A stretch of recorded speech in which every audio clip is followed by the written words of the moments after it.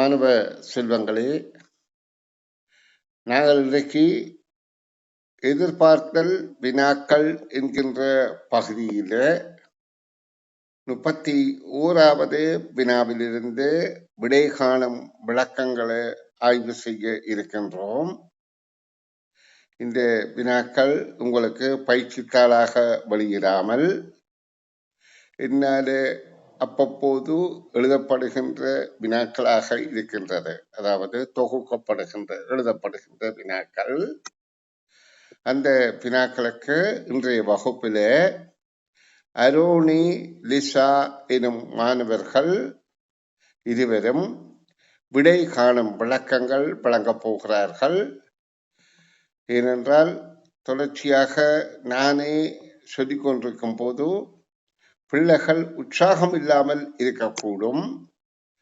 அப்ப இந்த மாணவர்கள் விடை காணுகின்ற விளக்கங்களை கேட்டு நான் அதில் உள்ள சரி பிழை போன்றவற்றை கூறுவது இன்னும் சிறப்பாக இருக்கும் என கருதி இப்பொழுது நான் 31வது வினாவை காண்பித்து ஒவ்வொரு வினாவையும் மாறி மாறி கிட்டத்தட்ட ஒரு 5-6 வினாக்கள் நான் இன்றைக்கு அந்த பக்கத்துல பார்வையிட போறேன். ஏனென்றால் இது வித்தியாசமான வினாக்களாக இருக்கின்றபடியால் இந்த வினாக்களுக்கு வெளியளிக்கிற முயற்சியில கொஞ்சம் கூடிய பிரயத்தனம் பண்ண வேண்டி இருக்கும், முயற்சி செய்ய வேண்டி இருக்கும். பார்வையிடுவோம். இப்ப அரோனிகா இந்த 31வது கேள்வியை வாசித்து விடை காணும் விளக்கம் உங்களால சொல்ல முடியுமா?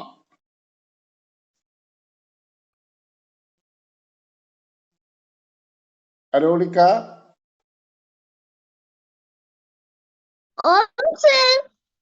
சொல்லுங்க பாப்போம். 1 to 100 வரையிலான எண்களை எழுதும் பொழுது குறைந்த எண்கள் தடவைகள் எழுதப்படும் இலக்கம் யார் என்று கேட்டிருக்கு. முதலாவது 0 பார்த்தோம்னா 0 வந்து 10, 20, 30, 40, 50, 60, 70, 80, 90, 100. 100 மட்டும் வந்து 0 இருக்கு. 10ல 1, 2, 3, 4, 5, 100க்குள்ள 0 வந்து 0 எத்தனை இருக்கு மொத்தம்? 11 தடவைகள். மற்றது அப்ப எது குறைவாக இருப்பது?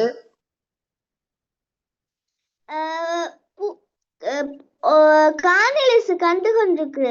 1 வந்து 10, 1 வந்து 1லிருந்து அண்டபடியா 1 வரும். அப்ப 1 அங்கால 10, 11, 12, 13, 14, 15, 16, 17, 19 மட்டும் வரும். அதுக்கு அங்கால 20 வராது, 21 வரும், 31 வரும், 41 வரும், 51 வரும், 61 வரும், 71 வரும், 81 வரும், 91 வரும். ஆனா 101 வராது. ஏன்னா 100 மட்டும். இவ்வளத்தையும் பண்ணினா 1, 2, 3, 4, 5, 6, 8, 11, 12, 20 தடவை ஒன்று வந்து வந்திருக்குது. அடுத்தது 9 வந்து 9ல இருக்கா வந்திருக்குது. 29, 39, 49, 59, 69, 79, 89, 89க்கு பிறகு 90ல இருந்து 99 மட்டும். 90, 91, 92, 93, 94, 95, 96, 99 மட்டும் தான் பூமங்கால 100க்குள்ள 9 விளையாடுனபடியா. இது 1, 2, 3, 4, 5, 6, 7, 8, 10, 11, 12, 13, 14, 19 தடவை வந்து 9 வந்திருக்குது சார். இதுல குறைந்த தடவைகள் வந்து 9 எத்தனை தடவைகள் வருகுதம்மா? 19 தடவையா வருது? 9 சொல்லுங்க.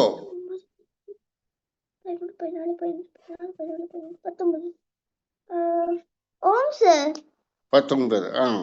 அப்ப இது இல்ல நீங்க தவறு.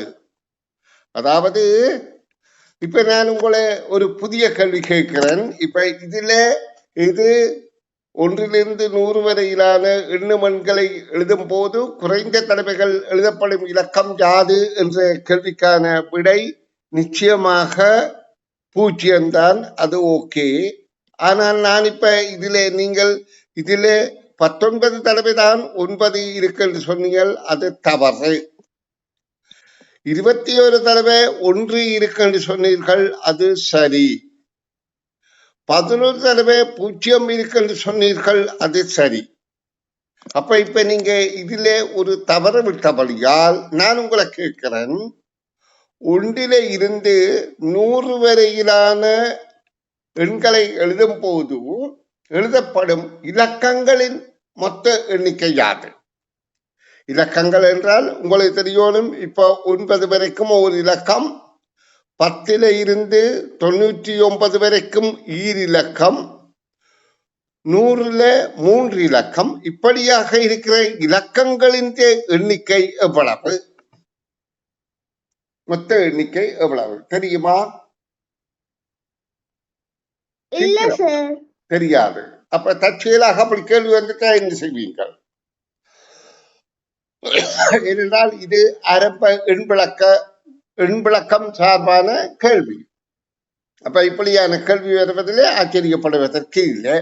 சரி, வேற யாராவது பிள்ளைகளுக்கு இந்த அதாவது 1 இருந்து 100 வரையிலான எண்ணுமண்களுக்குள்ள எத்தனை இலக்கங்கள் இருக்குது என்பதை கணித்து சொல்ல தெரியுமா? தெரிந்தால் சவுண்ட் எடுத்துட்டு சொல்லுங்க. மீட் எடுத்துட்டு. சரி, ஒருவருக்கும் தெரியாது. அப்ப நான் அதற்கான விளக்கத்தை உங்களுக்கு தந்துவிட்டு தான் அடுத்த வினா விடை விளக்கம் தரணும். இப்ப இதுல எவ்வளவுதான் சொல்லிக் கொடுத்தாலும் சிலவளை தவறு விடுவது இயல்பு. இப்ப இந்த எண்ணுமண்கள்ல இருக்கிற இலக்கங்களை காண்பதற்கு நான் இப்பவும் சொல்லிக் கொடுத்திருக்கிறது 1கள் 10கள் 100கள் என்று பார்வையிடுங்கள் என்று. ஏனென்றால் அதான் இலக்கு வழி. ஆயினும் அரோனிகா அந்த முறையை பின்பற்றவில்லை. ஒரு ஆசிரியர் வழிகாட்டுற வழியை பின்பற்றினால் இலகுவாக, இதை என்னத்துக்கு இலகுவாக சொல்லித்தார் என்று சொன்னால் விரைவாக விடை காண்பதற்காக. அப்ப அந்த வழியை அந்த பிள்ளை பின்பற்றாம இருந்ததை நான் இப்ப அந்த கேள்விகளுக்கு விடை காண முயற்சி கேட்க கண்டு கொண்டேன். சரி, இப்ப நான் முதல்ல சொல்லித்தர போறத 1 இருந்து 100 வரையிலான எண்களை எழுதும் போது எழுதப்படும் இலக்கங்களின் எண்ணிக்கை மொத்தம் எத்தனை என்றதுதான் முதலாவது கேள்வி. அப்ப உங்களுக்கு தெரியும் 0 இருந்து 9 வரைக்கும் 9 இலக்கங்கள் இருக்கின்றது. 0 இருந்து 9 வரைக்கும் 9 இலக்கங்கள் இருக்கின்றது. பிறகு ஈரிலக்கங்களாகிய 10 இருந்து 99 வரைக்கும். அப்ப விளங்குது 99 என்றால் இங்கே முதல் 9 இதுக்குள்ள வந்தபடியால் இதை நாங்கள் 89 தர 2 என்று பார்ப்பது.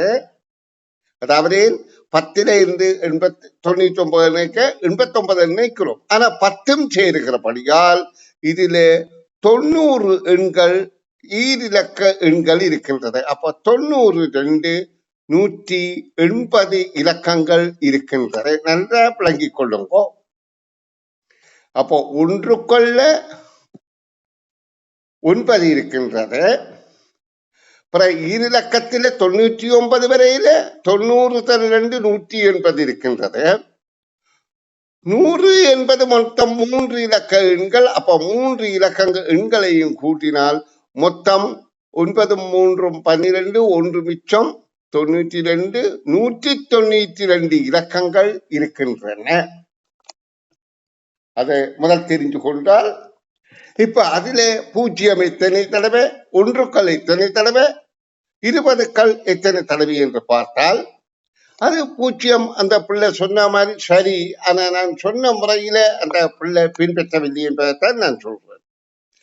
அதாவது ஒன்றுக்களிடத்திலே எத்தனை பூஜ்ஜியம் இருக்கிறது பார்ப்போம். ஒன்றுக்களிடத்திலே 10 இருந்து 100 வரையில இருக்கின்றது. அப்ப இது 10 இருந்து 100 வரையில என்றால் 10 தடவைகள் இருக்கின்றது. பிறகு 10களிடத்திலே ஒரு காய் இருக்கின்றது. அப்ப மொத்தம் 11 தடவைகள் இருக்கின்றது. அப்ப ஒன்றுக்களிடத்திலே பூஜ்ஜியம் 11 தடவைகள் இருக்கின்றது. சரி, அது அந்த பிள்ளை கூறியது சரி. இப்போ 1 என்ற இலக்கம் 1லிருந்து 100 வரையிலே எத்தனை இருக்குது என்று சொன்னால் அதுக்கு அந்த பிள்ளை சொன்னது 21 என்று, அதுவும் பொருத்தமான விடை. எப்படி என்றால் ஒன்றுக்களிடத்திலே எப்பவும் நான் அப்படித்தான் காண சொல்லி உங்களை சொல்றது. ஒன்றுக்களிடத்திலே 1ல இருந்து 91 வரையில தான் இருக்கின்றது. அப்போ 1ல இருந்து 91 வரையில அதுல 10 தடவைகள் இருக்கின்றது. பிறகு இதுல 10, 20, 30, 40 என்று வருகின்ற போதோ இதுல மொத்தம், அதாவது 10ல இருந்து 90, அதாவது ஒன்றுக்கள் 10ல இருந்து 19 வரையில இருக்கின்றது. அப்ப 10க்கள் இடத்திலையும் 10 தடவை இருக்கின்றது, 10ல இருந்து 19 வரை. பிறகு 100 என்ற இடத்திலே ஒரு தடவை வருகின்றது. அப்ப மொத்தம் 21 தடவை இதிலே வருகின்றது ஒன்றுக்கள் இடத்தில். இப்போ 9 என்ற எண், அதாவது இலக்கம், அந்த பிள்ளை சொன்னது 19 என்றது, அது தவறு. 20 தடவைகள் வருகின்றது. எவ்வாறு என்று சொன்னால் ஒன்றுக்களிடத்தில் இப்ப நான் சொன்ன மாதிரி அந்த எண்களை காண அந்த பிள்ளை பயிற்சி பெற்றிருந்தால் தவற விட்டிருக்காது. அது தான் தோன்றித்தனமாக அப்படி அதை ஏற்றுக்கொள்ளாமல் இருக்குது. இப்போ ஒன்றுக்களிடத்தை 9, 19, 29 என்று 99 வரையிலே இருக்கின்றது. அப்ப எங்களுக்கு தெரியுது ஒன்றுக்களிடத்த 10 தடவை இருக்கின்றது. பிறகு 10களிடத்திலே 90ல இருந்து 99 வரையில இருக்கின்றது, அதிலேயும் 10 தடவை இருக்கின்றது. அவ்வளவுதான். அப்ப 20 தடவைகள் இருக்கின்றது என்பதுதான் இதற்கான விடை. இப்ப பாருங்க, அப்ப மொத்தம் 2ல இருந்து 9 வரையில உள்ள 8 இலக்கங்களும், அதாவது 20 படி 160 இலக்கங்கள் இருக்கின்றன. ஏன் மொத்தம் 192 வரணும்.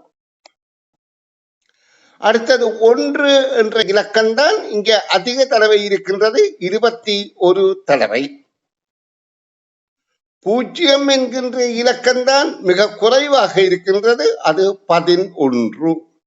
அப்ப இந்த மூன்றையும் கூட்டினால் 192 என்பது கேள்விக்கான விடை. அப்ப நாங்க அதிகம் படிக்கிறத விட விடயங்களை புரிந்து கொண்டு படிக்க வேண்டும். இப்ப அரோனிகா, உங்களுக்கு நான் சொன்னது விளங்கிவிட்டதா?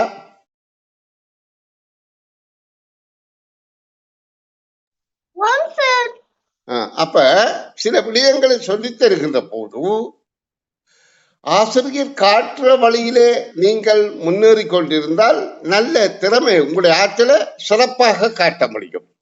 அதை விட நீங்கள் தான் தோன்றித்தனமாக சில விடயங்களை தவிர்த்து கொண்டு போறது தவறு என்பது என்ற கருத்து.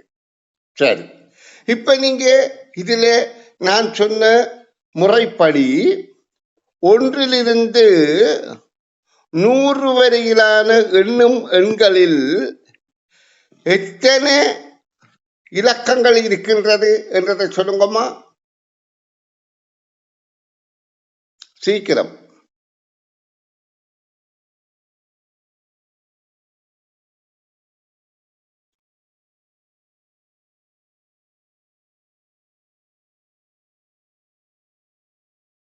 அரோனிகா, சார். சொல்லுங்க, சொல்ல தெரியாதா? 192. 192. அதாவது இப்ப நான் எழுதினதை பார்த்து நீங்க சொல்லலாம். பூஜ்ஜியத்தின் இடத்துல எத்தனை? பூஜ்ஜியத்தின் இடத்துல ஒன்றுக்கு சரி, பூஜ்ஜியத்தின் இடத்துல இல்ல, பூஜ்ஜியம் எத்தனை இருக்கின்றது? சாரி, பூஜ்ஜியத்தின் இடம் என்ற ஒரு இடம் இல்ல இடப்பெருமானத்துல. நான் பூஜ்ஜியத்தின் இடத்துல என்று கேட்டதுல பூஜ்ஜியம் எத்தனை இருக்கின்றது? 11 தடவைகள் சார். 11 தடவை இருக்கின்றது. 1 என்பது எத்தனை தடவை இருக்கின்றது? 1 21 தடவைகள். மற்ற 2 இருந்து 9 வரையிலான எண்கள் எத்தனை தடவைகள் இருக்கின்றது? 8 எண்கள் 20 தடவைகள் படி இருக்கிறது. பெருக்கினா 160. இல்ல, நான் கேட்டது 1 அதாவது அந்த 1க்கு பிறகு 1 21 என்று சொன்னீங்க. 2 இருந்து 9 வரை, அப்ப 2 3 4 5 என்கின்ற 8 எண்களும் 20 படி 160 என்று சொன்னீங்க. சரி, விடயம் புரிந்தால் ஓகே. இனி நாங்கள் அடுத்த வினாவுக்கு செல்வோம். லீசா, வகுப்புல இருக்கிறீங்களா? சரி, இப்ப 32வது கேள்விக்கு விட விளக்கம் சொல்லுமா அம்மா? சொல்லுங்க. AF எனவும் BEN எனவும் CEM எனவும் ABCயில் வித்தியாசமானது எதுன்னு கேட்டிருக்கு. முதலாவது விட ஏயும், ரெண்டாவது பியும், மூன்றாவது சி தந்திக்கு. ஏ எடுத்தோம்னா ஏல வந்துட்டு எத்தனை கோடு இருக்குன்னு பார்க்கணும். ஏல மொத்தமா 3 கோடு இருக்குது. எஃப்ல எத்தனை கோடு இருக்குன்னு பார்க்கணும். எஃப்ல 3 கோடு இருக்கு. அப்ப அது ரெண்டும் சமமா இருக்கு. அடுத்தது வந்துட்டு EN. ஈல வந்துட்டு மொத்தமா 4 கோடு இருக்கு. எண்ணுக்கு வந்துட்டு 3 கோடு இருக்கு. அப்ப ரெண்டு சமமான எண்ணிக்கையில இல்ல. மூன்றாவது EM. EMல வந்துட்டு ஈல வந்துட்டு 4 கோடுகளும், எம்லையும் 4 கோடுகளும் இருக்கு. அப்ப அதுவும் சமமா இருக்கு. அப்ப இதுக்கான விட 2வது. வெரி குட், கெட்டிக்காரி, வாழ்த்துக்கள். ஆனா இந்த கோடுகள் என்பதை நீங்க நேர்கோடுகள் என்று சொல்லணும். கோடுகளின் எண்ணிக்கை என்கின்ற போது நேர்கோடுகளின் எண்ணிக்கையை தான் நீங்க கணிப்பிட்டது. இப்ப கோடு என்றால் இது 2 சேர்ந்தாலும் ஒரு கோடு தானே, 2 சேர்ந்தா ஒரு கோடு. அப்ப நீங்க அப்படி எண்ணவில்லை, நேர்கோடுகளைத்தான் எண்ணியிருக்கிறீர்கள். அப்ப நான் சொல்ல வேணும், சொல்லில பாவிக்க பயன்படுத்தணும். அப்ப ஏயில 3 நேர்கோடுகள், எஃப்ல 3 நேர்கோடுகள், அடுத்தது ஈல 4 நேர்கோடுகள். இங்க பாருங்க, 1 2 3 4. எண்ணில 3 நேர்கோடுகள், ஈல 4 நேர்கோடுகள், எம்மிலையில் 4 நேர்கோடுகள். அப்ப இது ரெண்டும் நேர்கோடுகளின் எண்ணிக்கை சமன். இது வித்தியாசமாக இருக்கின்றது. ஆகவே பி என்பதே கேள்விக்கான விடையாகும். Very good. சரி, இனி அடுத்த கேள்விக்கும் வேறு யாராவது ஒரு பிள்ளையார விடை சொல்ல முடியுமா? தெரிந்தால் தங்களோட பேரை சொல்லி போட்டு 33வது கேள்விக்கு விடை விளக்கம் சொல்லுங்க பார்ப்போம். பெருமானம் அல்லாத முதலாவது தந்திக்காக இங்க ABC A சக B சக C சமன் 6 எனவும் B சக B சக C சமன் 5 எனவும் தந்திருக்கு. இங்க ஹர்ட்ருக்கு பியின் பெருமானம் அல்லாதது எதுன்னு கேட்டிருக்கு. இதுக்கு நாங்க விடையை வச்சு பார்க்கணும். முதலாவது 1. இப்ப முதலாவது இதுல அதிக தரம் வந்துட்டு வந்துட்டு பி. அப்ப நாங்க பில தான் பி வந்துட்டு எதுல அதிகமா வந்திருக்குதுன்னா 2வதுல தான் 2 தடவை வந்திருக்கு. அப்ப ரெண்டாவது சமன்பாட்டுல இருந்து தான் பார்க்கணும். அப்ப 2வதுல வந்துட்டு பிக்கு 1 முதலாவது விட தந்திருக்கு. அப்ப பிக்கு 1 கொடுத்தோம்னா 5ல இருந்து அப்ப 2 பி இருக்கு. 5ல இருந்து 2 கழிச்சா 3. அப்ப சிக்கு 3. அப்ப மேலுக்கு நாங்க சிக்கு 3 கொடுத்தோம்னா பிக்கு 1. 3 பொண்டும் 4. இங்க 6 பெருமான் தந்ததால 4 2. அப்ப 6ல இருந்து 4 கழிக்கணும். 4 கழிச்சு அப்ப 2. அப்ப ஏக்கி 2. அப்ப அது பொருந்துது. ஆனா இங்க இது பொருந்தாது. என்னடா இங்க அல்லாதது கட்டிக்கிறதால முதலாவது விட பொருந்தாது. 2வது விட வந்துட்டு ரெண்டாவது வீடு வந்துட்டு 2. 2ல வந்துட்டு நாங்க ஏபிசியில வந்துட்டு பிக்கு தான் கேட்டிருக்காங்க. அப்ப பிக்கு 2 போட்டோம்னா பிக்கு 2 அடுத்தது பிக்கு 2 அப்ப 4. 5ல இருந்து 4 கழிச்சோம்னா சிக்கு வரும். சிக்கு 1 மேலுக்கு சிக்கு 1 போட்டோம்னா பிக்கு 2 பண்டு 3. 3ல இருந்து 3 6ல இருந்து 3 போயிடுச்சா 3 அது 7 பெருமானம். அப்ப அதுவும் சரியா வருது. அப்ப அது பொருந்தாது. ஏன்னா இங்க கேட்சுக்கு அல்லாததுன்றதால அது பொருந்தாது. மூன்றாவது விட 3. இப்ப பி கீழே 2 பிக்கு 3 போட்டோம்னா அங்க 6 வந்துடும். ஆனா அங்க சமன்பாட்டு தந்திக்கு சியோட சேர்த்து 5 தந்திருக்கு. அப்ப பி மூன்றாவது விட பொருந்தாது. அப்ப அல்லாதது கட்டுத்தால மூன்றாவது விடை. வெரி குட், கெட்டிக்காரி, வாழ்த்துக்கள். அதாவது அந்த பிள்ளை சொன்ன விடையின்படி 3 என்பது இந்த பி என்பதற்கு பொருந்தாது என்பதை விட அது இலகுவாக கண்டுகொள்ள முடியும். இப்ப இந்த ஏபிசி என்ற 3 வெவ்வேறு முழு எண்களின் கூட்டுத்தொகை 6 என்றால் வெவ்வேறு எண்கள் முழு எண்களாக இருந்து கூட்டணும் என்றால் 1, 2, 3 இருத்தல் வேண்டும். அதுக்காக ஏதான் ஒன்றாக இருக்கணும், பிதான் 2 இருக்கணும், சீதான் 3 இருக்கணும் என்ற நியதி இல்லை. ஒன்றாக ஏதாவது ஒன்று இருக்கலாம், அதை பற்றி எங்களுக்கு பிரச்சனை இல்லை.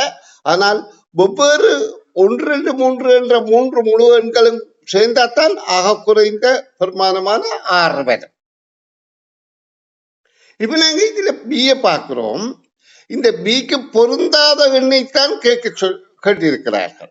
இப்ப இதுல 1 1 என்றால் இது 3 என்பது பொருந்தும். இது 2 2 என்றால் இதுல 1 என்பது பொருந்தும். அப்ப இந்த அதாவது 1 1 3 என்றதும் பொருந்தும், 2 என்பதும் பிக்கு பொருந்துகின்றது. ஆனா 3 சக 3 என்ற உடனே இன்னொரு எண்ணே வர்றது இடமில்லை, 5க்கு மேலேயும் வந்துவிட்டது. ஆகவே பொருந்தாதது மூன்றாவது விடை என்பது பொருத்தமாக இருக்கின்றது. இனி அதே பிள்ளை இல்லாமல் அடுத்த கேள்விக்கு வேறு யாரும் ஒரு பிள்ளை பேரை சொல்லிட்டு விளக்கம் சொல்லுங்கோ. நீங்கள் முதலே விட சொன்ன நீங்கள் இல்லாமா மற்ற பிள்ளைகளுக்கும் சந்தர்ப்பம் கொடுப்போம். வேற யாரும் சொல்ல முடியுமா? பாத்தீங்களா, அந்த பிள்ளைகள் விட்டு தந்தாலும் நீங்கள் கேள்விக்கு விட சொல்ற அளவில் உங்களுக்கு ஆரோக்கியமான துணிவு இல்லை. சரி, அரோனிகா சொல்லுங்க. இதுல a plus b சக c வந்து 6, c சக a வந்து 7. c இன் பெருமானம் அல்லாதது இது என்று கேட்டுக்கும். முதலாவது ஒன்றெண்ட விடைய போட்டா c ஒன்றெண்டா 1 1 2 கழிச்ச மீதி 5. a 5 c ஒன்றா இருந்தா a வந்து 7 இருந்தா c ஒன்றையும் கழித்தா 2 கழிச்சா a வந்து 5. a வந்து அதையும் கூட்டினா வந்து உங்களுக்கு மேலே இருக்க 6 பெருமானம் வந்து 5, அதோட ஒன்று கூட்டினா 6 சரியா வருது. இப்ப ரெண்டாவது விடைய போட்டோம்னா 2 முதலாவது பொருந்துமா பொருந்தாதா? முதலாவது பொருந்தும் சார். பொருந்துமா? அதாவது 1 1 5 என்றது 7 என்று சொல்ற. இதுக்குள்ளே இந்த 3 எண்ணையும் கூட்டினால் 6 என்றபடியால் a 5 இருக்க முடியுமா? இல்ல சார். அப்ப இந்த முதல் பொருந்தும் இப்ப பொருந்தாதன்ற. அப்ப முதல்ல நாங்கள் பார்க்க வேண்டியது இந்த சமன்பாடு. இது ஏபிசி என்பது எப்படி ஆகிடும்? 1 2 3 கூட்டினால்தான் 6 வரும். அப்ப இதுக்குள்ள 5 வரை இல்லையே. அப்ப a 5 இருப்பதற்கு நியாயம் இல்லை. அப்ப பொருந்தாதது இதுதான் விடை. அப்ப பிள்ளைகள் இது பாருங்க, ஒரு சின்ன கேள்வி, ஒரு சிறிய விடயம். நாங்க துல்லியமாக கவனித்தால்தான் சரியான விடையா அணுக முடியும். ஏபிசி என்பது 3 எழுத்துக்கள் இருக்கின்றது. அதுக்கு பதிலாக பிரதியீடாக நாங்கள் 3 எண்களை விடப் போகின்றோம். அந்த எண்களின் கூட்டுத்தொகை வந்து 6. அப்ப 6 என்பது எப்படி வரலாம்? 1 2 3 என்பது கூட்டி வரலாம், அல்லது எப்படியும் இந்த 1 2 3 2 இல்ல அந்த 3 எண்களும் எங்கேயும் மாறி இருக்கலாம். இப்ப 2 3 1 கூட்டினாலும் 6 தான், அல்லது 3 2 1 கூட்டினாலும் 6 தான். எங்கு வந்தாலும் இந்த 3 இலக்கங்களும் தான் மாறி மாறி இருக்கணும். அப்ப இதுல 1 1 என்பது இதுல வந்தால் இந்த இடத்துல 5 வருவதற்கு இங்கே 5 இல்லை. ஆனபடியா பொருந்தாதது இதுதான். அடுத்ததுகள் பொருந்தும். நல்லா கவனிங்க. அடுத்தது இது 2 2 வந்தால் 4 3 அது பொருந்தும். ஏன் ஏ 3ஆக இருக்க நியாயம் இருக்கின்றது. அப்படி இல்லை இது 3 3ஆக இருந்தால் 1 என வரும் ஏ 1ஆகவும் இருப்பதற்கு நியாயம் இருக்கின்றது. ஆகவே பொருந்தாதது இந்த எண் என்பதை இலகுவாக புரிந்து கொள்ள வேண்டும். சரி பிள்ளைகள், இனி 35வது கேள்விக்கு விடை காண் விளக்கம் யாரால சொல்ல முடியுமோ சொல்லுங்கோ.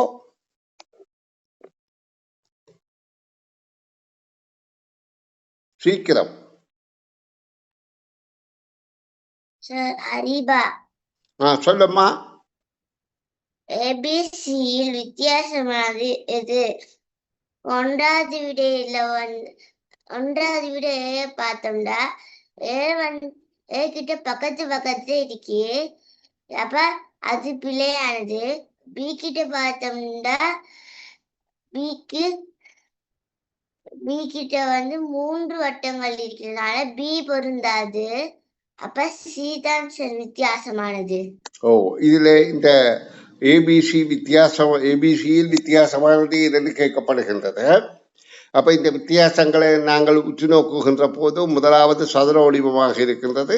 அடுத்த 2 முக்கோணங்கள் சேர்ந்து அர்கோணி, 6 முக்கோணங்கள் வெளியில இருக்கின்றது. உள்ளுக்கு 6 முக்கோணங்கள் உள்ள ஒரு வடிவமாக இருக்கின்றது. அடுத்தது ஒரு செவ்வகமாக இருக்கின்றது. இந்த வடிவங்கள்ல உச்சி அந்த கோடுகள் சேருகின்ற இடத்திலே இருந்துதான் இந்த அதாவது அம்புக்கோடும் பூஜ்ஜியங்களும் இருக்கின்றது. அவை ஒன்றுக்கொன்று சமனாக இருக்கின்றது, 2க்கு 2. அப்ப இதுலேயும் உச்சிகள்ல இருந்துதான் அம்புக்கோடுகளும் வட்டங்களும் உருவாகின்றது. அவையும் சமனாக இருக்கின்றது. ஆனா இது ஒன்று இது அருகாமையிலே இருக்கின்றது. அப்ப நாங்க உற்று நோக்குகின்ற போது இது 4 பக்கங்கள் இருக்கின்றது, பக்கத்திலே ஆரம்பிக்கின்றது. அப்ப இந்த வகையில பார்க்க இது பக்கத்திலே ஆரம்பிக்கிறபடியா இது வித்தியாசம் போல தெரிந்தாலும், ஆனா இதுல உண்மையிலே பெரும்பாலான வித்தியாசம் இருப்பது இந்த 2வதுல தான். எந்த வகையில? இதுல ஒரு வகையில தான் வித்தியாசம் இருந்தது, இங்கே 2 வகையில வித்தியாசம் இருக்கு. இங்கே எதிரெதிராக 4க்கு 2க்கு 2 எதிராக இருக்கின்றது, இங்கே 3க்கு 3 எதிராக இருக்கின்றது. அடுத்தது இங்கே ஒரு வட்டம் அந்த உச்சியிலே அதிலேயே இருக்கின்றது. ஆகவே இதுல வித்தியாசமானது 2வது என்பதுதான் கேள்விக்கான விடை விளக்கம். இப்ப நான் உங்களுக்கு அடுத்த கேள்வியே இந்த பக்கத்தின் இறுதி கேள்வியான 36வது கேள்வியை தந்து அந்த கேள்விக்கு நீங்க விடை காண்ற விளக்கத்தை நீங்கள் ஊகித்து கண்டு எனக்கு சொல்ல வேண்டும். இப்ப நான் இதை உங்களுக்கு ஒரு வீட்டு வேலையாக தருகிறேன். ஏனென்றால் இது நல்ல பயிற்சி. அதாவது இதே மாதிரியான கேள்வி உங்களுக்கு அதை சொல்லித்தரேன். முதல்ல இந்த கேள்வியை அடிப்படையாக கொண்டு இந்த வினா தயாரிக்கப்பட்டிருக்கின்றால் 2018ஆம் ஆண்டில அதாவது 29வது கேள்வியாக ஒரு கேள்வி வந்தது. அந்த கேள்வியில கேட்கப்பட்டது, அந்த கேள்வியை நீங்க திரும்ப பார்க்கலாம், இந்த இலக்கத்தை எழுதி வைத்துக் கொண்டார். 2018ஆம் ஆண்டுல 29வது கேள்வியை வைத்துத்தான் இந்த கேள்வியை ஆக்கி இருக்கிறேன். என்ன காரணம் என்றால், ஒரு அடிப்படை கருத்தை வைத்துக் கொண்டு கடினமான முறையில கேள்வி கேட்கலாம் என்பதை நீங்க புரிந்து கொள்ளணும். அந்த கேள்வியிலே கேட்கப்பட்டது 4 பேற்ற பேர்: நிமலன், நாதன், மீனா. 4 பேற்ற பேர் மீனா, குமாரி. 4 பேர் மாணவர்கள் வகுப்பறையிலே இருக்கிறார்கள். ஏதோ ஒரு செயற்பாட்டுக்காக ஆசிரியை அவர்களில் 2 பேரை தெரிவு செய்ய வேண்டும். ஒன்றிலிருந்து ஒன்று வேறுபட்டதாக எத்தனை தெரிவுகள் இதிலே இடம்பெற முடியும் சோடி சேர்க்கிறதுக்கு?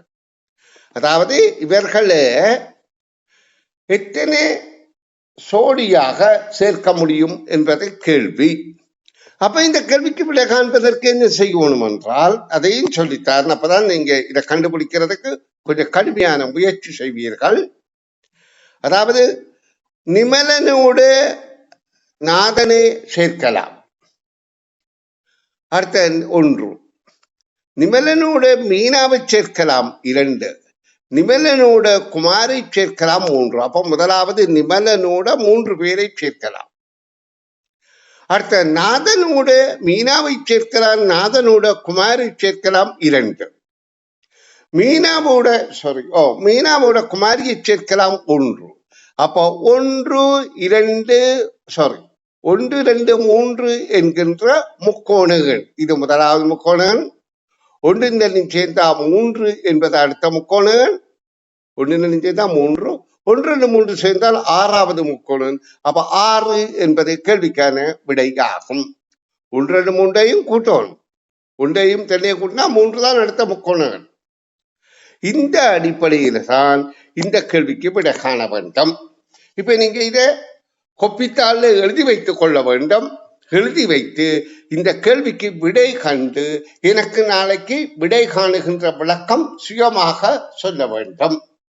அப்படி சொன்னால்தான் உங்களுடைய ஆற்றல் சிறப்பாக இருக்குது என்பதை கருத்து. இப்ப இந்த கேள்வியை நான் வாசிக்கிறேன். வாசித்த பிறகு நீங்கள் பார்த்து எழுதி கொள்ளுங்க.